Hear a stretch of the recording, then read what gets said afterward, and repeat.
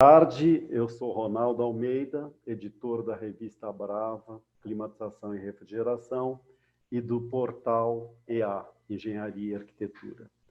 Eu estou hoje com a Juliana Reinhardt. Espero que eu tenha falado corretamente seu nome, Juliana, que é a gerente de marketing da Treine para a América Latina. Boa tarde, Juliana. Boa tarde, Ronaldo. Obrigada pelo convite, em primeiro lugar.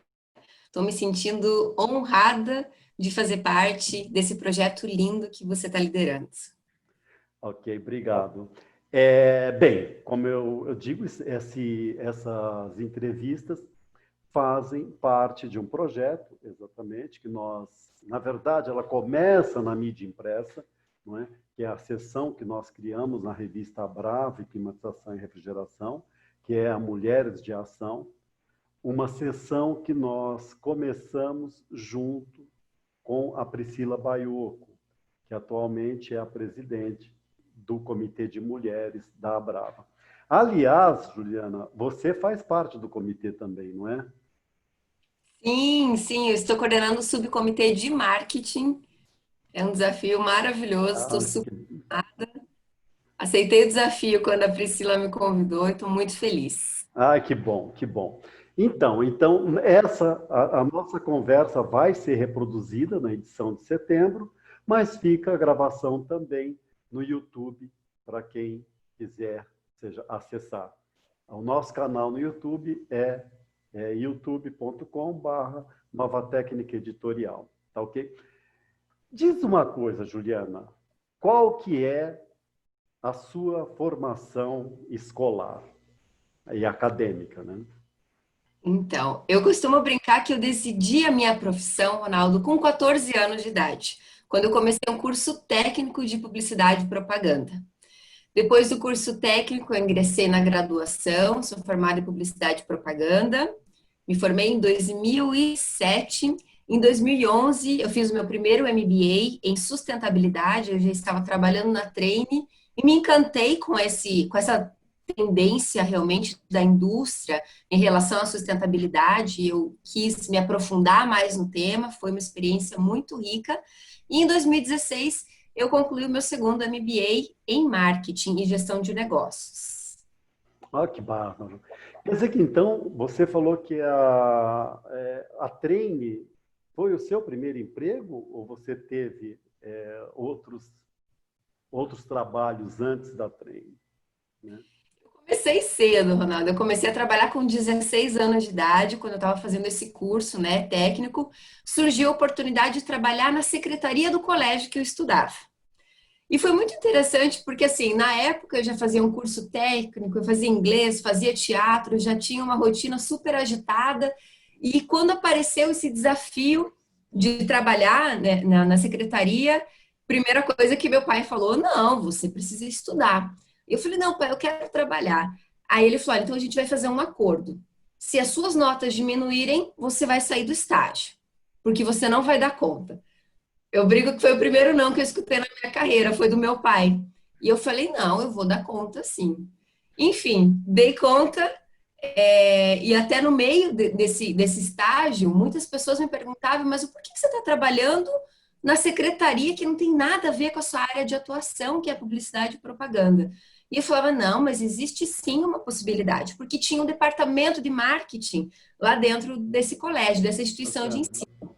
E eu falei: eu quero trabalhar lá. E falou: nossa, mas é loucura, você está perdendo seu tempo. Enfim, depois de 2 anos eu consegui, eu me tornei assistente de marketing, logo que eu ingressei na graduação, e aí já começou a minha carreira trabalhando na área de marketing, mesma instituição de ensino que eu estudava. Então foi muito legal. Quer dizer que você fez o curso de técnico, né, um curso técnico de propaganda e marketing e a graduação na mesma escola, na mesma instituição.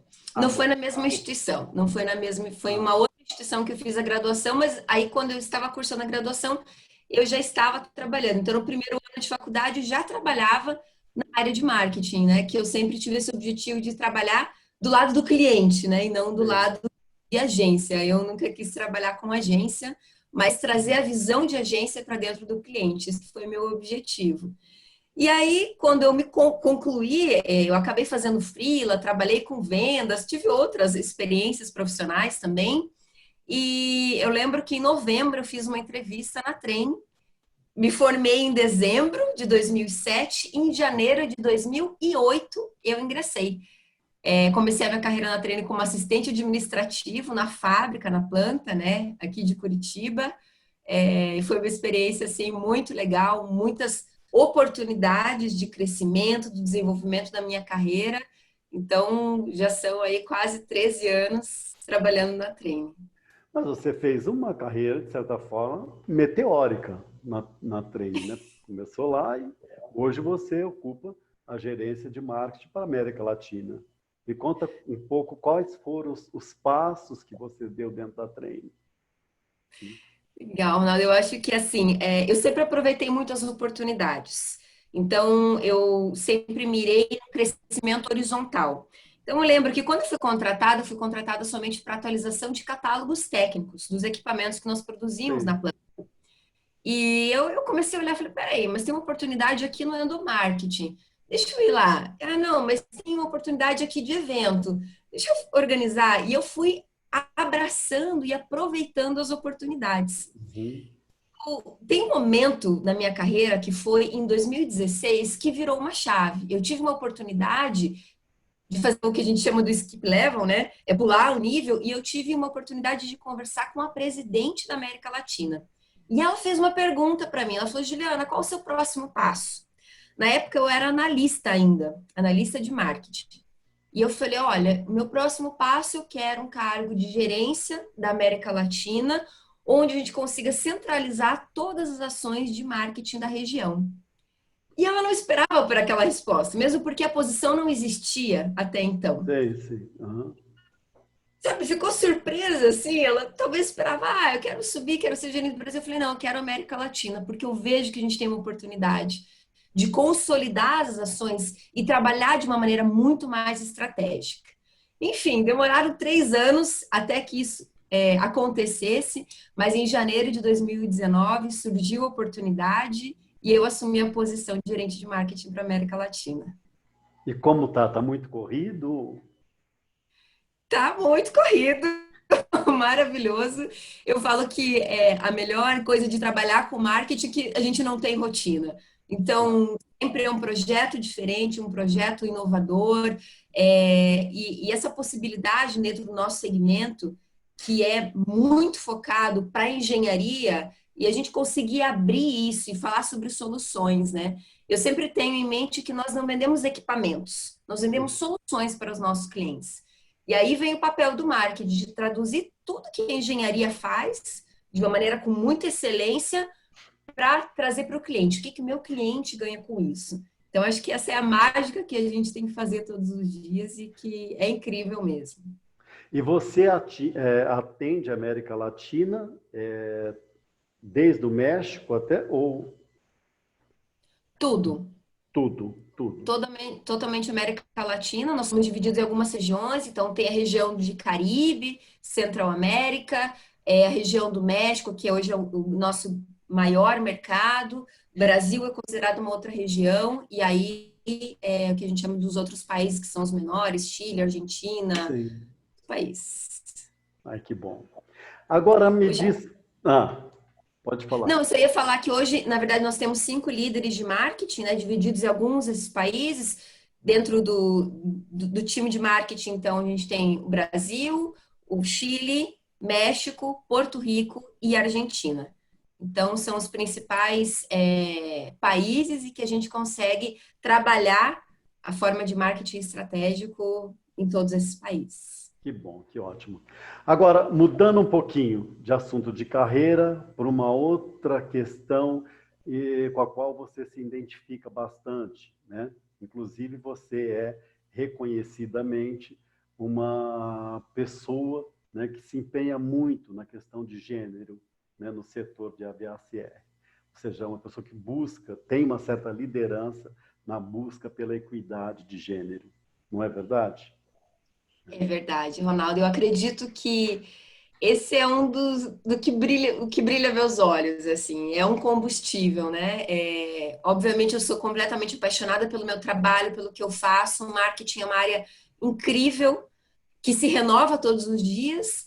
E em 2015 foi a primeira vez que eu fui num evento, fui convidada para representar a Treine num evento que era o Global Woman Summit, que é um evento global de mulheres em toda a região e global, na verdade, não é só da América Latina. E foi a primeira vez que eu vi aquela possibilidade e eu me apaixonei por aquilo. E eu comecei a perceber, enfim, as oportunidades que nós temos dentro do nosso setor de dar mais espaço para as mulheres. Quando eu ingressei na Treine em 2008, eu acredito que, ouso dizer, sei lá, 98, 97% eram homens. Hoje já mudou muito esse cenário. Sim. Mas ainda existe muitas oportunidades para que as mulheres assumam as suas posições dentro da nossa indústria. E fala uma coisa, e qual foi primeiro a tua motivação para isso, né? Tá bom, você participou lá do Global Summit, e aí, dentro da companhia, para começar a trabalhar com isso, primeiro, a sua motivação e qual foi a receptividade da direção, né, da companhia para esse seu trabalho? E foi muito interessante que primeiro veio da Treine. A Treine começou a me apresentar a questão da diversidade e inclusão, a equidade de gênero, porque era algo que eu não tinha muito contato. E aí eu comecei a me apaixonar. Então o projeto nasceu primeiro na Treine. O nosso CEO, o Mike Lamack, ele acredita que a diversidade e inclusão, a equidade de gênero, faz parte de uma estratégia de sustentabilidade. Então, nós temos os nossos princípios globais, a estratégia global, e debaixo do guarda-chuva de sustentabilidade existe a diversidade e inclusão. Então, o Michael Lamack, ele sempre fala disso, que existe uma diferença, né, entre diversidade e inclusão. Então, a diversidade é o diferente. É o que eu sempre falo, todos nós somos diferentes, né? Mesmo se eu pegar uma mulher com a mesma idade que eu, ela vai ter histórias diferentes. O que me trouxe até aqui é a minha história, o que te trouxe até aqui é a sua história. Isso nos torna diferentes. Agora, a inclusão é diferente. A inclusão é você dar a oportunidade para que os diferentes possam ter trilhar os seus caminhos, poder ter o sucesso, poder ter voz ativa e realizar os seus sonhos. Então, o Mike Lamack, ele sempre fala que o sucesso da diversidade não é somente ter, por exemplo, pessoas de diferentes origens a bordo, mas sim permitir que os nossos colaboradores eles ponto de vistas valorizados e que acreditem que dentro da Treine ou da Treine Technologies, que é o grupo, possa alcançar o seu sucesso. Então, esse que é uma grande chave, né? Estratégica para a companhia. E quais têm sido, assim, as ações concretas da companhia pela equidade de gênero e pela Então, inclusão? isso é muito interessante porque o discurso do nosso CEO, ele veio antes, até de ele assumir um compromisso público. No dia 11 de junho de 2017, o Mike Lamack, junto com outros 150 CEOs, fizeram parte de um evento, que é o encontro dos CEOs, que é CEO Action for Diversity and Inclusion, ou seja, CEOs, que são os presidentes, em ação pela diversidade e inclusão. E juntos, em 2017, eles assinaram um compromisso, que é o Paradigm for Parity, ou Paradigma para a paridade ou da paridade. E o que significa tudo isso? Que o nosso CEO se comprometeu que até 2030 a Treine Technologies vai ter na sua liderança executiva, é o board da companhia, a paridade de gênero, ou seja, 50% homens, 50% mulheres dentro da liderança sênior. E isso não é um objetivo só para a liderança sênior. Isso, Ronaldo, é cascateado para todos os líderes. Sim. Então, por exemplo, a gente vai falar depois sobre viés inconscientes, mas dentro da Treine Technology, todos os líderes é obrigatório fazer um treinamento anual sobre viés inconscientes. Porque é o primeiro passo. para a gente atingir a paridade de gênero, entender isso e, ao máximo, eliminar os vieses que todos nós temos. Vamos conversar então um pouquinho sobre os vieses inconscientes que você acabou de citar, né? Vamos lá. Algo também que parece que você se aplica, né? Por entender e por desenvolver esse conceito. Você podia dizer um pouquinho para a gente o que vem a ser os vieses inconscientes? Vamos lá, isso é um tema bem novo, na verdade, a primeira vez que eu escutei sobre os vieses inconscientes foi em 2016. E eu sou muito curiosa, eu escutei sobre aquilo numa palestra, dentro de um evento também, do Fórum de Liderança Feminina, e que a Treine patrocina, e eu falei, caramba, eu quero estudar mais sobre isso. E eu fui atrás, fui pesquisar, e hoje eu tenho material preparado, eu ministro treinamentos, inclusive, sobre vieses inconscientes, mas os vieses inconscientes, eu acho que o conceito mais simples que são os nossos óculos. Hoje eu não uso mais óculos, eu usava óculos, né? Eu acabei fazendo a cirurgia bem recentemente, mas é o conceito dos óculos, são as lentes, é a forma que você enxerga o mundo, os conceitos que nós temos, a maneira que nós somos criados, a nossa origem, a nossa educação, tudo isso que nos formaram os nossos conceitos, os nossos valores. E inconscientemente a gente faz associações que são automáticas, que a gente sabe, daí eu fui estudar um pouco de neurociência, e a neurociência fala que o nosso cérebro ele sempre vai buscar atalhos para tomar decisões de uma maneira muito mais rápida. Então, o que o cérebro vai fazer? Ele vai assumir alguma premissa com base de alguma experiência que você teve no passado e ele vai falar, é aquilo. Pronto, você já formou opinião sobre algo. Mas sem se perguntar, sem fazer aquele, mas por que isso? Por que eu estou repetindo esse padrão que de repente os meus pais têm e sem me questionar? Então, os vieses inconscientes pela ONU, mulheres, e isso existe um documento, Ronaldo, que fala que existem 5 vieses inconscientes. Tá? O primeiro, o viés de afinidade. Então, se a gente olha, por exemplo, os maiores CEOs, eles vão repetir um padrão. São homens, são brancos, heterossexuais, casados. Então, existe um padrão que se repete, o viés de afinidade. E isso é muito perigoso no processo de quando você prepara um sucessor para a sua posição, de que você não vai preparar um sucessor que seja diferente. Porque o teu viés de afinidade vai buscar o parecido. Dizem que os opostos se atraem, mas na verdade a gente entende que são similares que se atraem. O segundo viés é o viés de percepção. Quando você tem uma percepção sobre algo. Então, eu acredito naquilo, mas eu não tenho fundamento. É porque alguém repetiu, porque alguém me ensinou dessa forma, e eu acabo criando aquele pré-conceito, né? Um conceito pré-concebido. O terceiro é o viés confirmatório. É quando você tem uma opinião sobre alguma coisa e você vai buscar alguma outra informação que confirme aquilo que você acredita. É o viés confirmatório. Então, você esquece todas as outras coisas. Então, por exemplo, a gente vê muito isso em opiniões em relação à política, por exemplo. Eu acredito em uma coisa e eu vou buscar fatos que comprovem que eu estou certa. O quarto é o efeito halo ou efeito auréola. Por exemplo, só por uma coisa eu acreditar que aquela pessoa é boa e eu esqueço de todo o resto. Vou falar um exemplo. Eu me formei na faculdade tal e quando eu estou analisando o currículo no processo seletivo, porque eu gostei da instituição que eu me formei e aquela pessoa se formou na mesma instituição que eu, então ele é um bom aluno, foi um bom aluno e é um bom profissional. E nem sempre ele só tem o mesmo diploma que você.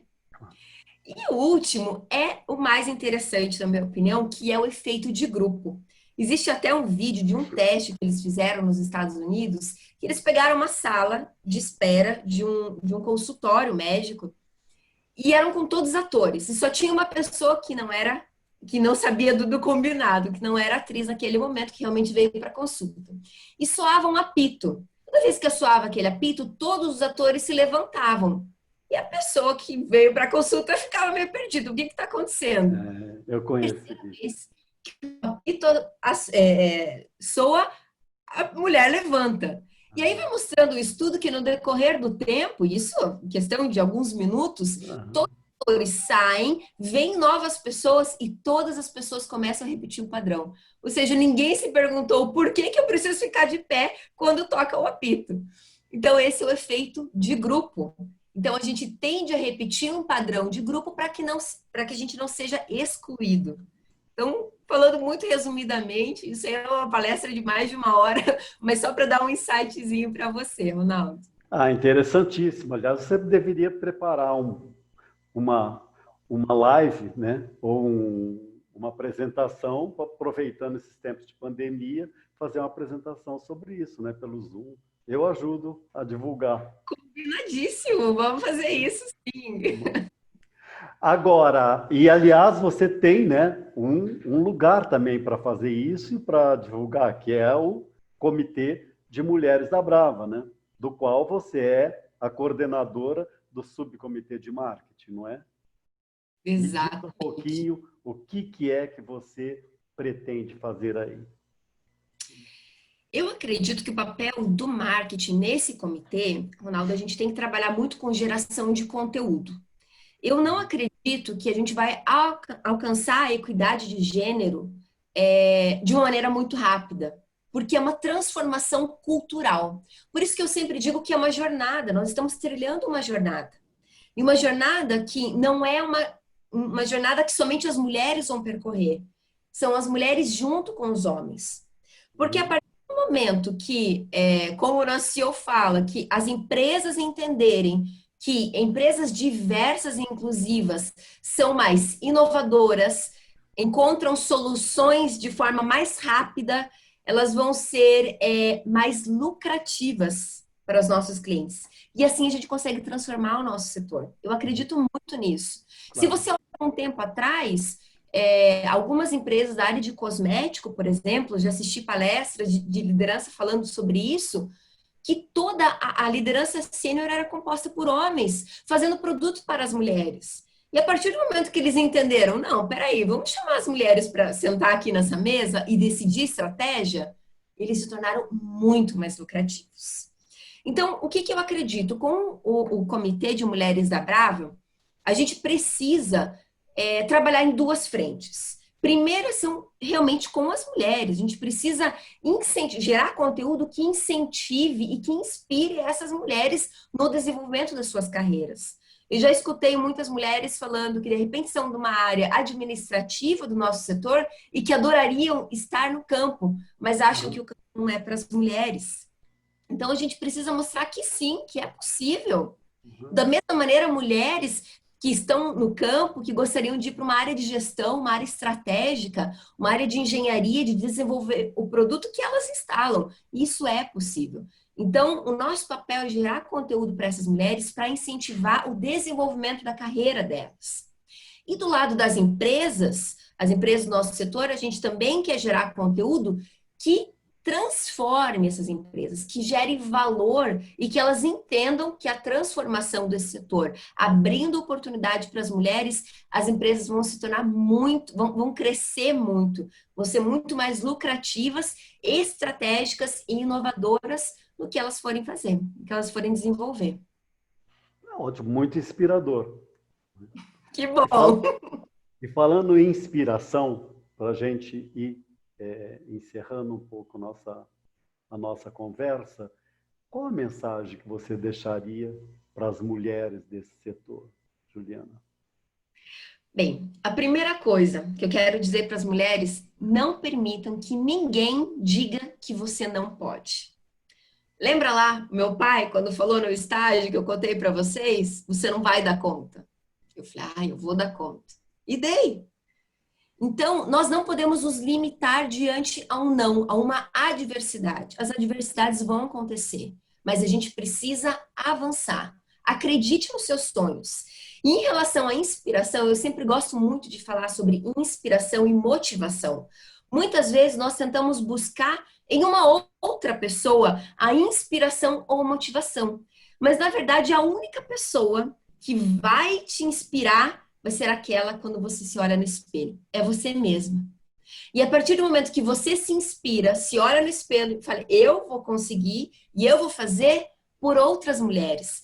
Aí a gente consegue incentivar, inspirar as outras mulheres. A motivação vem dentro de nós mesmas. E quando a gente atinge isso, nós podemos inspirar outras mulheres. Nesse legado, porque o que a gente quer, Ronaldo, é deixar um legado para as próximas gerações. O que eu quero é que as próximas gerações não tenham essas barreiras e queiram mulheres se sentirem motivadas a ingressar no nosso segmento, que é uma indústria maravilhosa, sem ter barreiras ou medos ou tabus. Obrigado, Juliana. Excelente. Tá? Eu acho que vocês vão ter muito sucesso nesse grupo de mulheres da Bravo, tá? Porque, afinal, são mulheres super valorosas, jovens, né? E destemidas, como você, a Priscila, não é? A Joana. Tá?